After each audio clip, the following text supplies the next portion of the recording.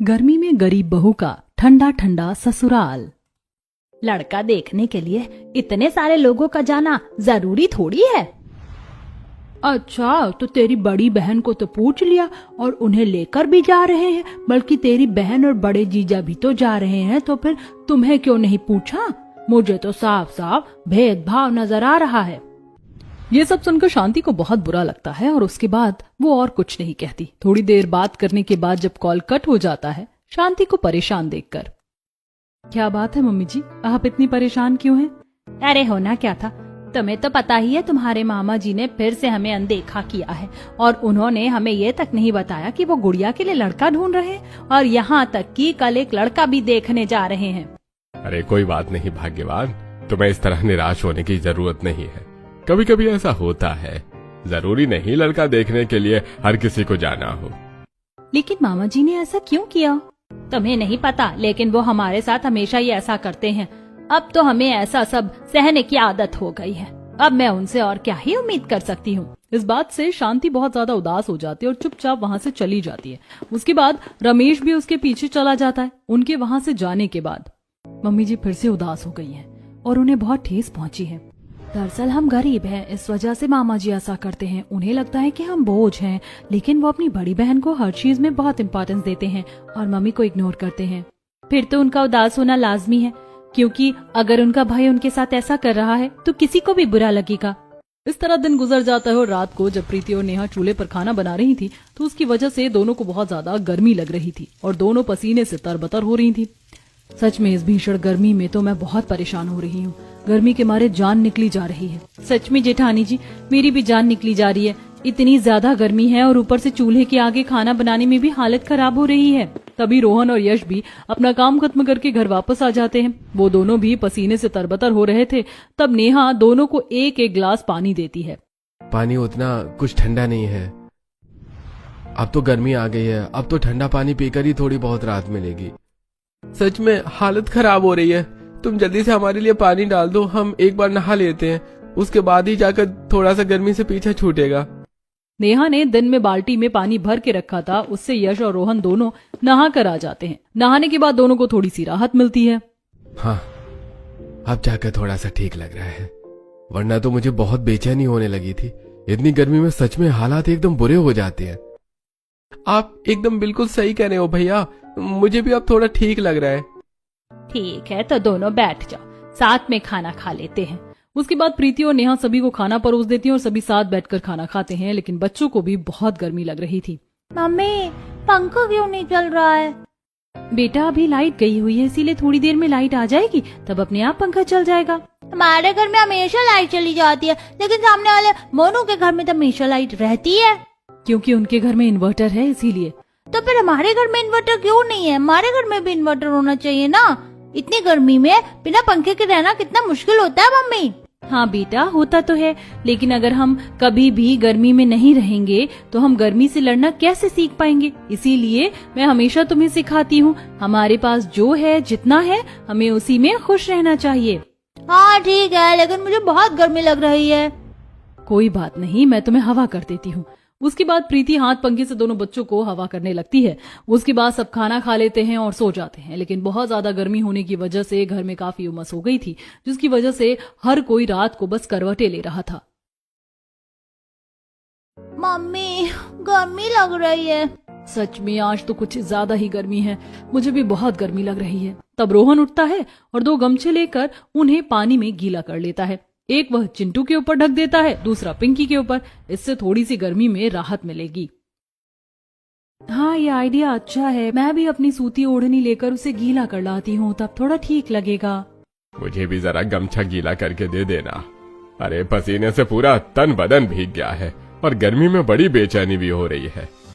उसके बाद सब ऐसा ही करते हैं और सूती कपड़े को गीला करके उसे अच्छे से निचोड़ने के बाद सभी उसे ओढ़कर सो जाते हैं, जिसके बाद उन्हें थोड़ी सी गर्मी से राहत मिलती है। अगले दिन सुबह उठकर फिर से सभी अपनी दिनचर्या करते हैं। रोहन और यश भी अपने अपने काम पर निकल जाते हैं। एक तरफ रोहन मेहनत मजदूरी का काम करता है, आज वह ईंट ढोने का काम कर रहा था। बहुत तेज धूप होने की वजह से उसे काम करने में परेशानी हो रही थी। बहुत ज्यादा गर्मी है, इतनी तेज धूप है, ऐसे में तो सिर घूम रहा है। उसके बाद रोहन इधर उधर छांव ढूंढता है और उसे तब एक पेड़ नजर आता है। काफी बड़ा पेड़ मिलने के बाद रोहन उसकी छांव में जाकर बैठ जाता है। इसके बाद उसे थोड़ी सी राहत मिलती है, लेकिन तभी वहां पर रोहन का मालिक आ जाता है, जो रोहन को आराम करता हुआ देखकर बहुत ज्यादा भड़क जाता है। अरे मैं यहाँ पर आराम करने के पैसे देता हूँ या फिर काम करने के? जाओ देखो, बस तुम्हें आराम करना होता है। अगर ऐसे ही करोगे तो काम कब खत्म होगा? मुझे माफ कर दीजिए मालिक, लेकिन अभी इस समय बहुत तेज धूप थी और मैं बहुत देर से काम कर रहा था, इसलिए थोड़ा सा गर्मी से परेशान होकर 5 मिनट आराम करने बैठा था। मुझे तुम्हारा कोई बहाना नहीं सुनना। चलो जल्दी काम करो वरना पगार काट लूंगा। इस तरह मालिक रोहन को धमका कर वहां से चला जाता है और उसके बाद मजबूरन रोहन को फिर से काम करना शुरू करना पड़ता है। बहुत तेज गर्मी होने की वजह से काम करने में तो परेशानी हो ही रही थी। उसने अपने सिर पर एक गमछा पहन रखा था। ज्यादा गर्मी होने की वजह से वह गमछा उतार कर उसे वहीं पर नल से पानी खोलकर अच्छे से गीला कर लेता है और फिर उसे निचोड़ने के बाद दोबारा सिर पर बांध लेता है। अब ठीक है, कम से कम थोड़ी देर तो राहत मिलेगी। एक तरफ रोहन अपना काम कर रहा था, वहीं दूसरी तरफ यश रिक्शा चलाता था। तेज धूप और कड़ी गर्मी में वह सवारी बुला रहा था। आ जाओ 10 रुपए सवारी, 10 रुपए सवारी। इस तरह यश चिल्लाकर सवारियों को आवाज देकर बुला रहा था। रिक्शा फुल होने के बाद यश रिक्शा को लेकर आगे बढ़ रहा था, लेकिन उसको दोनों तरफ से गर्म लू लग रही थी, जिसकी वजह से वो बहुत परेशान हो रहा था। आज मैंने गलती कर दी, आधी बाजू की शर्ट पहन कर आ गया। इतनी गर्म तेज लू चल रही है, मेरे हाथ एकदम जल रहे हैं। मुझे पूरी बाजू की शर्ट या कुर्ता पहन कर आना चाहिए था। इस तरह यश खुद को कोस रहा था, क्योंकि गर्मी में उसका हाल बेहाल हो रहा था। इस तरह दोनों भाई मेहनत मजदूरी कर रहे थे और अपने परिवार का पेट पाल रहे थे। शाम को काम खत्म होने के बाद दोनों घर वापस आ जाते हैं और दोनों ही अपनी आज की हुई कमाई को अपनी पत्नी के हाथ में दे देते हैं। ये आज की कमाई है, इससे राशन ले आना। अब सबसे पहले प्रीति और नेहा सभी को पीने के लिए थोड़ी सी मीठी खांड वाली छाछ देती हैं। हमने सभी के लिए दही से ये छाछ बनाई है। इसे पीने के बाद थोड़ी सी पेट को राहत मिलेगी और गर्मी भी कम लगेगी। सभी बड़े मजे से छाछ पी लेते हैं। छाछ पीने के बाद अगर ये ठंडे पानी से बनी होती तो और अच्छा लगता। हम तो अभी भी मटके का पानी इस्तेमाल कर रहे हैं, लेकिन फिर भी पानी उतना ठंडा नहीं लगता है कुछ जुगाड़ करना पड़ेगा। बोरी गीली करके मटके के चारों तरफ लपेटनी ही होगी। एक बोरी बची थी जेठानी जी, उसे तो हमने सर्दियों में इस्तेमाल कर लिया, कल और लेकर आनी होगी। तब तक दूसरा कपड़ा गीला करके लपेट देते हैं, उससे भी काफी फर्क रहेगा। प्रीति ऐसा करने चली जाती है। वो एक कपड़े को गीला करके उसे मटके के चारों तरफ लपेट देती है, जिससे पानी थोड़ा सा ठंडा हो सके। वहीं दूसरी तरफ आप तब तक नहा लीजिए, हम तब तक खाना लगा देते हैं। उसके बाद दोनों भाई नहाने चले जाते। प्रीति और नेहा सबके लिए खाना लगा रही थी। दोनों जब नहा कर आते हैं तो आज तो पानी बहुत ज्यादा गर्म था। इतनी गर्मी में गर्म पानी से नहाने के बाद कुछ खास राहत नहीं मिलती। अगर ठंडा पानी होता तो मजा आ जाता। और ऊपर से इसी वक्त लाइट भी चली जाती है। पहले हमारे पास सिर्फ एक पंखा है और ऊपर से लाइट चली जाती है तो और बुरा हाल हो जाता है। अरे पिछली बार तो हमारे पास कम से कम एक फर्राटा तो था, वो भी खराब हो गया और अब देखो कितनी परेशानी हो रही है। वो फर्राटा भी हमने पिछली बार कबाड़ी वाले से लिया था, लेकिन उसने हमारे 2 साल निकाल दिए और काफी अच्छी हवा दे देता था। इस तरह सब खाना खाते हुए बात कर रहे थे और उसके बाद रात को सो जाते हैं। लेकिन रात को किसी को भी गर्मी में परेशान होने की वजह से चैन से नींद नहीं आती है। अगले दिन प्रीति और नेहा दोनों घर का काम कर रही थी। सारा काम खत्म करने के बाद चलो आज जरा दुकान से सामान लेकर आते हैं और थोड़ा सा गोंद कतीरा भी लेकर आएंगे। प्रीति और नेहा दोनों पास की दुकान पर जाती हैं, जहां पर पहले से ही उनकी पड़ोसन सीमा सामान ले रही थी। भैया हमें थोड़ा सा गोंद कतीरा दे दीजिए और साथ में थोड़ी दही भी दे दीजिए और राशन के लिए 5 किलो चावल और 3 किलो आटा दे देना। उन दोनों को बस इतना सा सामान लेते हुए देखकर सीमा घमंड से, कुछ लोग ऐसे हैं जो गरीबी की वजह से गर्मी में सिर्फ गोंद कतीरा ही पी रहे हैं और अभी भी वहीं तक अटके हैं। मैं तो महंगा बेल का शरबत लेने आई हूँ, शायद किसी ने आज तक बेल का शरबत पिया भी नहीं होगा। शरबत चाहे कोई भी हो, इंसान शरबत पीने से आगे नहीं बढ़ता, अपने व्यवहार और अपने टैलेंट के दम पर आगे बढ़ता है। रही बात गोंद कतीरा की, तो वो दुकान के महंगे बेल शरबत की तरह नकली नहीं है, सस्ता टिकाऊ है और अपना काम भी बहुत अच्छी से करता है। इस तरीके से नेहा ने भी इनडायरेक्टली सीमा को जवाब दे दिया था और सीमा अपना सारा महंगा सामान लेकर वहां से चली जाती है। उसके जाने के बाद नेहा और प्रीति भी अपना सामान लेकर घर वापस आ रही थी। देखा जेठानी जी, आपने उस सीमा के अंदर कितना ज्यादा घमंड कूट कूट कर भरा हुआ है। अरे कोई मौका नहीं छोड़ती है कभी ताना देने का। हाँ ठीक है, लेकिन तुम्हें उसकी बातों पर इतना ध्यान नहीं देना चाहिए। पहले ही इस धूप ने गर्मी के मारे हम पर हाई कर रखा है और अब गुस्से में और पारा हाई होकर बिल्कुल ही आसमान तक पहुंच जाएगा। दोनों सारा सामान लेकर घर आती हैं, लेकिन तभी देखती हैं कि घर के आंगन में उनके ससुर रमेश बेहोश पड़े हुए थे और शांति और रिया उन्हें उठाने की कोशिश कर रही थी। जी आपको क्या हो गया? आप अपनी आंखें खोलिए। प्रीति और नेहा दोनों सामान रखकर दौड़ती हुई रमेश के पास जाती हैं।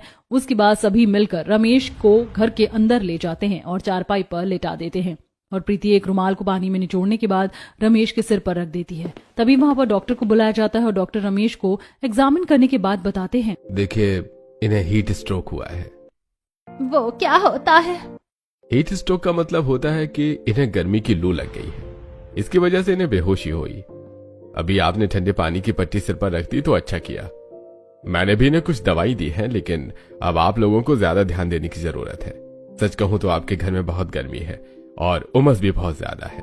ऐसे में इतनी गर्मी में आप यहाँ पर कैसे रह सकते हैं? इसी तरह से हीट स्ट्रोक होता है। आप लोगों को थोड़ा ध्यान रखना होगा और इन्हें ठंडी जगह पर रखना होगा ताकि दोबारा ऐसी नौबत ना आ सके। और खाने पीने में भी आप लोगों को सिर्फ ठंडा ही खाना खाना होगा। इतना कहकर डॉक्टर वहां से चला जाता है और डॉक्टर के जाने के बाद सभी बहुत परेशान होकर आपस में बात कर रहे थे। हमारे पास तो पैसे नहीं है और ना ही हमारे पास कोई घर में ऐसी चीज है जिसकी वजह से हम गर्मी से बच सके। समझ नहीं आ रहा क्या करें।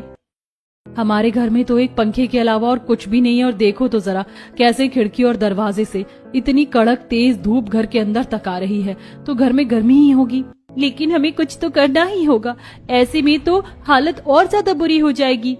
सब इस बारे में बात कर रहे थे और हर कोई इस चीज को लेकर काफी परेशान था। तब प्रीति सभी के लिए मटके के पानी में गोंद कतीरा मिलाकर उनके लिए शरबत लेकर आती है। हर कोई उसे पीता और पीने के बाद सबको अच्छा लगता है। आज तो पानी ठंडा लग रहा है, ऐसा कैसे हो गया? मैंने आज बोरे को अच्छे से गीला करने के बाद उसे मटके के चारों तरफ लपेट दिया था, इसीलिए आज पानी में थोड़ी राहत है। पापा, अब आपको कैसा लग रहा है? अरे अब थोड़ा ठीक लग रहा है, वरना ऐसा लग रहा था मानो मेरे शरीर से जैसे जान निकल गई हो। इस तरह गर्मी में काफी परेशानी में उनके दिन गुजर रहे थे। तब प्रीति के पास उसकी माँ का कॉल आता है। और बताओ प्रीति बेटा, तुम कैसी हो? मुझे पता चला कि तुम्हारे ससुर जी की तबीयत काफी खराब हो गई थी, अब वो कैसे हैं? बस मम्मी क्या बताऊं, गर्मी के मारे हमारा बहुत बुरा हाल हो रहा है। पूरे घर में उमस हो जाती है और खिड़की और दरवाजे से भी तेज धूप अंदर तक आती है। अब तो हमारे पास सिर्फ एक पंखा है और उसमें कहाँ गर्मी खत्म होती है। बेटा, अब तो गर्मी बहुत ज्यादा भीषण रूप में आती है, बल्कि अब तो धूप अपना प्रचंड रूप दिखा रही है। ऐसे में बहुत ज्यादा हालत खराब हो जाती है, इसीलिए तुम सबको ध्यान रखना चाहिए। एक तो आज का सीमेंट के मकान है तो घर में और दोगुनी गर्मी हो जाती है, वरना हमारे गांव में तो कुछ मकान मिट्टी के हैं तो वहाँ इतनी परेशानी नहीं होती। मम्मी, आपने तो मुझे बहुत अच्छा आइडिया दे दिया। तब प्रीति सारी बात सबको बताती है और ये सब सुनने के बाद नेहा को भी काफी अच्छा लगता है। जेठानी जी बिल्कुल सही कह रही हैं। इतनी गर्मी में परेशान होने से तो अच्छा है कि हमें एक बार ट्राई कर लेना चाहिए। यहाँ पहले ही हमारी हालत खराब हुई रहती है। लेकिन बेटा, इसमें तुम्हें बहुत ज्यादा मेहनत करनी पड़ेगी और फिर ये कामयाब हो ना हो तो कोई बात नहीं मम्मी जी, हमें एक बार कोशिश तो कर ही लेनी चाहिए। बस अब दोनों बिना कुछ देरी किए तसला लेकर जाती हैं और थोड़ी ही दूरी पर एक नदी किनारे उन्हें वहां पर ढेर सारी मिट्टी मिल जाती है। देखो, हम अपनी मंजिल तक पहुंच गए, हमें जो चाहिए था हमें मिल गया। चलो जल्दी से सारा सामान इकट्ठा करके चलते हैं। उसके बाद प्रीति और नेहा वहां की मिट्टी को इकट्ठा करके तसले में डाल देती हैं और काफी सारी मिट्टी इकट्ठा करने के बाद दोनों तसले को अपने सिर पर रखती हैं और घर वापस आ जाती हैं। घर आने के बाद वो दूसरा चक्कर लगाने जा रही थी। भाभी रुको, मैं भी आपके साथ चलती हूँ, इस तरह आप दोनों को तो बहुत समय लग जाएगा। अब इस बार प्रीति और नेहा के साथ रिया भी चली जाती है और तीनों मिलकर 2-3 चक्कर लगाने के बाद कुछ मिट्टी ले आते हैं। चलो अब ये तो हो गया, अब अगर हमें थोड़ा सा गोबर और मिल जाए तो हमारा काम आसान हो जाएगा। हमारे गांव के पास जो गौशाला है, हम वहां पर चलते हैं। तीनों तसला लेकर गौशाला के पास जाती हैं और वहां से भी थोड़ा सा गोबर इकट्ठा करने के बाद घर वापस आ जाती हैं। रात को सब खाना खा रहे थे तब। क्या इससे कुछ होगा? हाँ बिल्कुल होगा। लेकिन आप सारा काम अकेले करेंगे तो थक जाएंगे। आप हमें बता दीजिए, हम आपकी मदद करेंगे और उससे काम जल्दी भी होगा। रात को तो सब सो जाते हैं और अगले दिन सुबह जल्दी उठकर सभी चाय के साथ पहले 2-2 ब्रेड खा लेते हैं और उसके बाद अपना काम करना शुरू करते हैं। सबसे पहले रोहन और प्रीति मिलकर मिट्टी को गीला करके पूरे घर के अंदर पतली लेयर लगाते हैं और बाहर की तरफ से रिया, नेहा और यश तीनों मिट्टी की पतली लेयर लगा रहे थे। काफी देर काम करने के बाद उनका काम खत्म हो जाता है और पांचों थोड़ी देर आराम करने के लिए वहां पर बैठ जाते हैं। तब शांति पांचों के लिए गोंद कतीरे का शरबत और साथ में नींबू पानी भी लेकर आती है। इतनी गर्मी में इतनी मेहनत करोगे तो ठीक नहीं है, थोड़ा सा शरबत भी पी लो। सभी शरबत पी लेते हैं और उसके बाद दोबारा अपने काम पर लग जाते हैं। मिट्टी की पतली लेयर लगाने के बाद वह गोबर की लेयर को घर के अंदर और बाहर से लगाना शुरू करते हैं। इस तरह पूरा दिन गुजर जाता है और रात को प्रीति सभी के लिए खाने में दलिया बना देती है क्योंकि पूरा दिन काम करके सब थक गए थे। अभी तो हमने सिर्फ 2 पतली लेयर लगाई हैं और अभी घर के अंदर थोड़ी सी राहत मिल रही है। हाँ भैया, जब सारा काम खत्म हो जाएगा तब देखना कितना अच्छा लगेगा। मुझे यकीन है ये जरूर काम आएगा।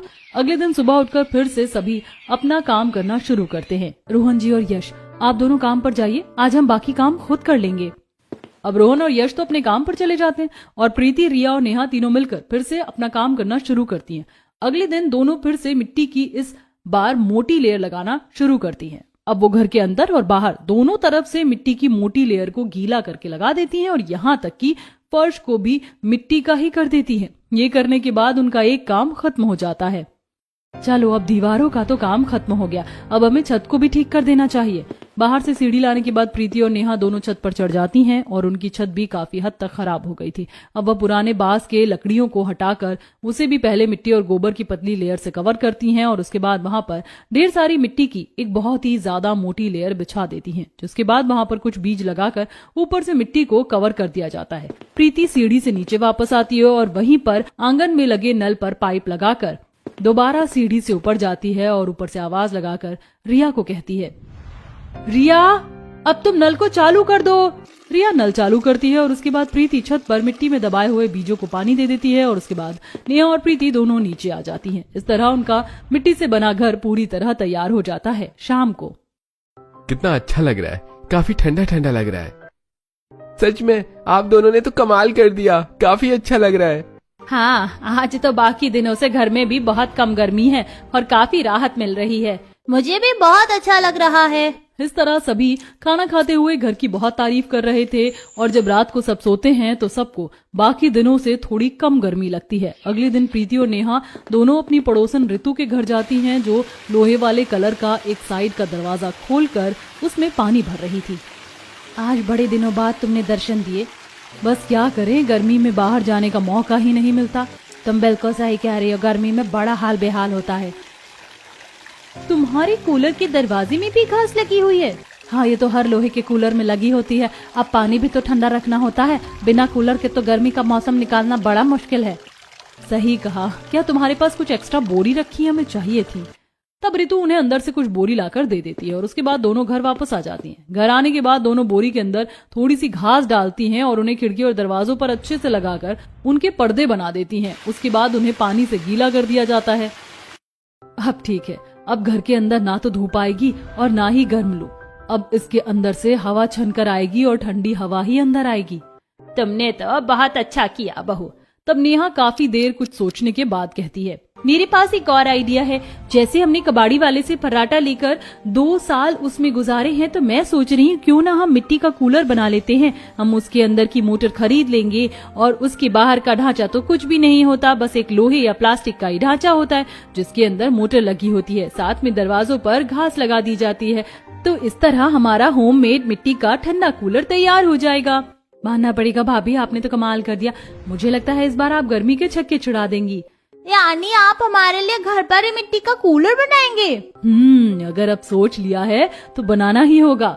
बस फिर बिना कुछ देरी किए प्रीति और नेहा जाती हैं और बहुत सारी मिट्टी लेकर आती हैं और अब मिट्टी गीला करके अच्छे तरीके से कूलर का ढांचा तैयार करना शुरू करती हैं। वहीं दूसरी तरफ उन्होंने अपने पति को इस बारे में बता दिया था, तो रोहन कबाड़ वाले दुकान पर जाता है।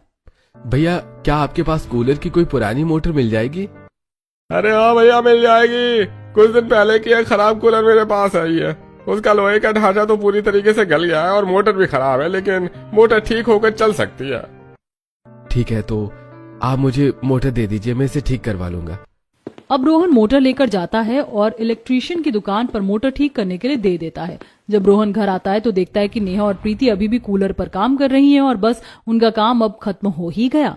देखिए, हमने पूरा ढांचा तैयार कर दिया है और मिट्टी का कूलर तो एकदम ठंडी हवा देगा। अरे हमारी घर की बहू कितनी अच्छी है, पूरे परिवार के बारे में कितना सोचती है। इस तरह प्रीति और नेहा ने ठान लिया था कि इस बार वह गर्मी को हरा कर रहेंगी। अब अगले दिन मोटर भी आ जाती है और मैकेनिक मिट्टी के बने कूलर में मोटर फिक्स करके चला जाता है। जब सब कूलर चलाते हैं तो सबको बहुत अच्छा लगता है। ओहो, कितना मजा आ रहा है, कितना अच्छा लग रहा है। इस कूलर से तो बहुत ठंडी हवा आ रही है, मजा आ गया। कलेजे को जो सुकून मिल रहा है बस बता नहीं सकते हैं। सच में गर्मी बर्दाश्त करने के लिए अब थोड़ी हिम्मत मिलेगी। उस रात सभी चैन से सोते हैं। रात को सभी को ठंडक का एहसास होता है और सब बहुत अच्छी नींद लेते हैं। अगले दिन जब सब्जी खराब हो जाती है तब प्रीति कुछ सोच रही थी कि नेहा, हम मिट्टी का कूलर बना सकते हैं तो मिट्टी का फ्रिज क्यों नहीं। आपने तो काफी सही बात कही है। हमेशा मटके का पानी ठंडा नहीं लगता और खाना भी खराब हो जाता है। बस दोनों बिना देरी किए पहले फ्रिज का ढांचा तैयार कर लेती हैं, लेकिन उसमें वह कूलर की तरह मोटर फिक्स नहीं कर सकती थी। तो उन्होंने अपना दिमाग लगाया। पहले मिट्टी का बड़ा ढांचा तैयार करके उसे फ्रिज जैसा बड़े शेप में बॉक्स बना दिया। उसके बाद उसके अंदर हर शेल्फ में मिट्टी की टोकरी बना दी। भाभी, दिखने में तो बिल्कुल फ्रिज जैसा है, लेकिन बिना बिजली का फ्रिज कैसे काम करेगा? इसके अंदर जो टोकरी है, हमें जो भी चीज ठंडी करनी है उसे मिट्टी के एक छोटे मटके में रखना है और फ्रिज के अंदर बनी टोकरी में थोड़ा सा रेत डालकर उसे गीला करके वह चीज वाला मटका उसके ऊपर रखना है और मिट्टी का दरवाजा बंद करना है। इससे वह चीज बिल्कुल ठंडी रहेगी और खराब नहीं होगी। इस तरह उन्होंने मिट्टी का फ्रिज भी बना दिया और अब बिना बिजली से चलने वाला उनके पास मिट्टी का फ्रिज बन गया था। चलो, फ्रिज तो कम से कम हमारा बिना बिजली के चलने वाला है, वरना बिल ज्यादा भरना पड़ता। और हमारा मिट्टी का कूलर इतना अच्छा है जिसे चलाने के बाद पूरे घर में ठंडक हो जाती है, क्योंकि हमारा घर भी मिट्टी का है तो हमें पंखा भी चलाने की जरूरत नहीं पड़ती। इतना तो बिजली का बिल भी हम नहीं भर सकते हैं। इस तरह उनके पास मिट्टी का कूलर और मिट्टी का फ्रिज हो जाता है। अगली शाम को प्रीति और नेहा जब अपनी दो पड़ोसन के साथ थीं, सच में तुमने मिट्टी का कूलर बनाने की कोशिश की? जब तुम्हारा कूलर बनकर तैयार हो जाएगा तो मैं देखने जरूर आऊंगी। अरे, इनका मिट्टी का घर भी कितना सुंदर लगता है। देखो तो जरा, छत पर ही घास उगा दी है, कितना दिमाग लगाया है। धूप अंदर तक जाकर इन्हें परेशानी नहीं कर पाएगी। अब क्या कर सकते हैं, गर्मी में हाल बेहाल हो रहा था, कुछ ना कुछ तो करना ही था। ऐसा ही कहा, बहुत भीषण गर्मी है। कूलर भी फेल हो जाते, बार बार कूलर में पानी भरो और मुझे उसमें बहुत आलस आता है। वो चारों आपस में बात कर रही थी, तभी वहाँ पर सीमा आती है। तो तुम लोग भी एसी क्यों नहीं खरीद लेते? हाँ, मैं तो भूल ही गई थी। तुम्हारे घर में कूलर है वही बहुत बड़ी बात है। एसी लेना भी सबके बस की बात नहीं होती। अब हमें देखो, गर्मी का कुछ पता नहीं चलता, एकदम ठंडक का एहसास होता है। सीमा फिर से सबका मजाक उड़ाती है और उसके पास किसी का कॉल आता है तो वहाँ से चली जाती है। इसके पास कॉल आ गया, वरना इसे अभी मैं बताती। छोड़ो, हमें उसकी वजह से अपना मूड क्यों खराब करना है।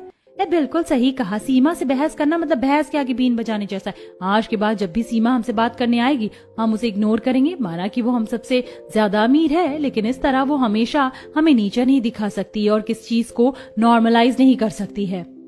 अब सब ने फैसला कर लिया कि हर कोई सीमा को इग्नोर करेगा। प्रीति और नेहा जब घर वापस जा रही थी तो देखती हैं कि पिंकी और चिंटू को आंगन में खेलने में परेशानी हो रही थी। यहाँ कितनी गर्मी है और मिट्टी भी बहुत गर्म लग रही है। बच्चों, हम तुम्हारे लिए इसे भी ठीक कर देते हैं। प्रीति और नेहा अगले दिन आंगन की पूरी जमीन को अच्छे से खोदना शुरू करती हैं और उसके अंदर घास उगाने की अच्छे से तैयारी करती हैं। कुछ दिन बाद आंगन में घास भी उग जाती है। अब हम हर रोज सुबह अगर इस घास पर बिना चप्पल पहने घूमेंगे तो हमारे शरीर की गर्मी कम होगी और साथ में आंखों की रोशनी भी तेज होगी। बेटा, तुमने तो बहुत अच्छा सोचा। देखो तो जरा हमारा आंगन कितना अच्छा लग रहा है, कितनी अच्छी हरियाली है, घास पर चलने में भी अच्छा लग रहा है। इस तरह पूरा परिवार सुबह और शाम को घास पर चलता था, जो कि उनके स्वास्थ्य के लिए काफी लाभदायक था। दिन गुजर रहे थे और उन्होंने गर्मी से अब काफी हद तक निजात पा लिया था। अब उनके ठंडी घर में अक्सर पायल और ऋतु भी आने लगी थी। एक दिन जब सब इकट्ठे होकर जा रहे थे तो सीमा उनसे बात करने आती है। अरे, कहाँ जा रहे हो तुम लोग? लेकिन कोई भी उसकी बात का जवाब नहीं देता और वहाँ से चले जाते हैं। क्या इन्होंने जानबूझकर मुझे इग्नोर किया है? कुछ दिन बाद भैया ने हमें शादी के किसी भी फंक्शन में नहीं बुलाया। बस कल शादी है तो हमसे कह दिया। हम क्या इतने बुरे हैं कि शादी में कुछ दिन पहले भी उन्होंने हमें आने को नहीं कहा और हमें न्योता भी नहीं दिया। मेरा तो मन कर रहा है कि जाऊं ही नहीं। नहीं भाग्यवान, उन्होंने जो किया हमें उनके साथ ऐसा नहीं करना चाहिए, हमें वहां जाना चाहिए। हालांकि शांति को बहुत बुरा लगा था, फिर भी वो सबके साथ अपने भाई की बेटी की शादी में चली जाती है, लेकिन वहां जाकर देखती है कि बारात आ चुकी है और देखिए, आपको पता है कि शादी आज है और फिर भी कोई तैयारी नहीं हुई है। इतने लापरवाह कैसे हो सकते हो कि अब तक एक भी कूलर नहीं आया है? अरे माफ करना, लेकिन अभी समय पर कुछ भी नहीं पहुंच पाएगा। मैं क्या करूंगा, बारात आ चुकी है और हर कोई शिकायत कर रहा है, मेरी क्या इज्जत रह जाएगी? अरे तो भैया पहले ही आपको सारा इंतजाम करना चाहिए था। अब देखो बाराती आ गए हैं और मैं ही बेचौलिया हूँ, मेरे बारे में सब क्या सोचेंगे, मेरी क्या इज्जत रह जाएगी। महेंद्र की बड़ी बहन उसे बस ताने दे रही थी। वहीं दूसरी तरफ बारात में हर कोई गर्मी की वजह से बहुत ज्यादा परेशान हो रहा था। अरे भैया, इतने पसीने आ रहे हैं और एक कूलर तक नहीं है, ऊपर से खाना भी ठंडा है, पीने के लिए कुछ कोल्ड ड्रिंक भी नहीं है। सबकी बात सुनकर बेटा हमें कुछ करना चाहिए। रोहन जी, हमारा घर यहाँ से थोड़ी ही दूरी पर है, आप मिट्टी का कूलर जल्दी से ले आइए, कम से कम एक एरिया तो कवर होगा। रोहन और यश घर पर बनाया मिट्टी का कूलर लेने के लिए चले जाते हैं। वहीं दूसरी तरफ प्रीति महेंद्र से कहती है, मामा जी आप बस ठंडे पानी और नींबू और साथ में गोंद कतीरा और खांड का इंतजाम कर दीजिए, यहीं कहीं परचून की दुकान पर मिल जाएगा, साथ में दही भी मंगवा लीजिए, और अगर मिट्टी के कुल्हड़ मिल जाते हैं तो और अच्छी बात होगी। प्रीति के कहने पर महेंद्र बिल्कुल ऐसा ही करता है और जब सारा सामान आ जाता है तो प्रीति और नेहा एक बड़े से बर्तन में ठंडा पानी डालकर उसमें खांड और गोंद कतीरा मिलाकर एक शरबत तैयार करती हैं, साथ में नींबू पानी भी तैयार कर लेती हैं। इसके बाद वह दूसरे बर्तन में दही डालकर उसमें ठंडा पानी डालकर और उसमें खांड डाल देती हैं, जिससे मीठी छाछ तैयार हो जाती है। अब 3 तरह के शरबत बनाने के बाद सभी बारात वालों को कुल्हड़ ग्लास में शरबत दिया जाता है। वहीं दूसरी तरफ मिट्टी का कूलर भी आ गया था जो बीच वाले एरिया में लगाया जाता है। इसके बाद अब सभी बाराती को थोड़ी राहत मिलती है।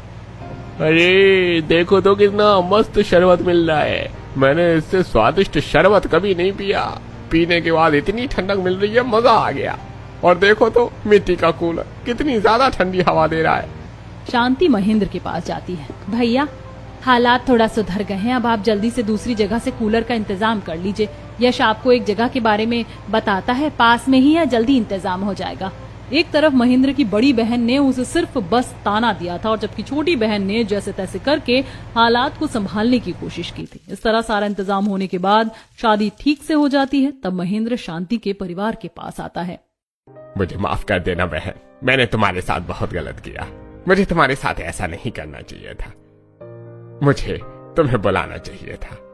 कोई बात नहीं भैया, मुझे किसी भी चीज का कोई गम नहीं है। मेरे पास बहुत अच्छा परिवार है और मेरी शानदार बहुएं हैं जो हर किसी की मदद करती हैं और एक परिवार को अच्छे से चलाती। मुझे इन पर गर्व है और मुझे अपने परिवार के अलावा अब कुछ नहीं चाहिए। मैं तो बस यहाँ पर अपनी रीत निभाने आ गई थी क्योंकि मेरी भतीजी की शादी थी। मैंने अपना फर्ज अदा कर दिया है, अब हम अपना सामान लेकर यहाँ से जाते हैं। महेंद्र को जवाब देकर शांति अपने परिवार के साथ वहाँ से चली जाती है। वो अपना मिट्टी का कूलर भी लेकर घर वापस आ जाते हैं। सब अपना मिट्टी का कूलर चला कर बैठे थे। मम्मी क्या बात है, आपने तो मामा जी को सही जवाब दिया, मुझे नहीं लगा था कि आप कभी मामा को कुछ बोल पाओगे। बेटा कोई जवाब नहीं दिया, मैंने उनसे सच कहा है। मैंने देखा है कि मेरी दोनों बहू हर परिस्थिति में कैसे परिवार को संभाल लेती हैं। ये दोनों हमारे बारे में जितना सोचती हैं, जितना करती हैं, उतना कोई नहीं कर सकता और इन्हीं से मैंने सीखा है कि परिवार को संभाल कर रखना चाहिए। तो अब मैं वही करना चाहती हूँ। अब मुझे परिवार के अलावा कुछ नहीं चाहिए।